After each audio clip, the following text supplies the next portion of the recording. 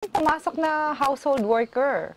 Maraming. O, pumasok na lang kayo sa TESDA, mag-upgrade kayo ng skill nyo, and then after that, pumasok kayo ng talagang trabaho sa kumpanya, hindi sa bahay. Kasi sa bahay talagang vulnerable.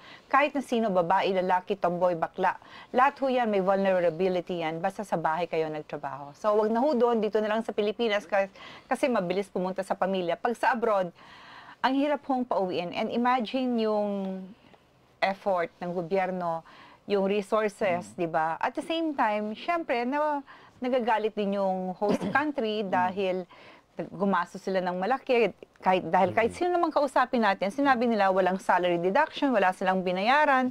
Siguro ang bayad lang, naggastos lang nila yung pamasahe.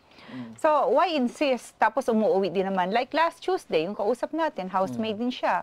Veterana pa siya. Ngayon, gusto na naman niyang umuwi. So, parang 9 out of 9 na kausap natin, lahat housemaid.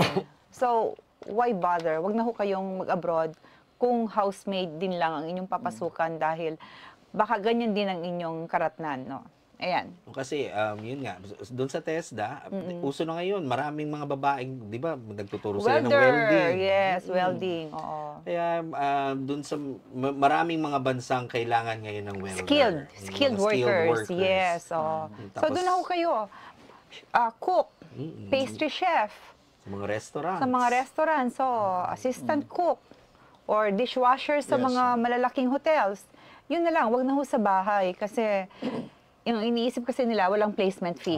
So yun ang come on aalis ako, wala akong gastos, 'di ba? But look at the hassle and the trauma that you have to go through. Ganyan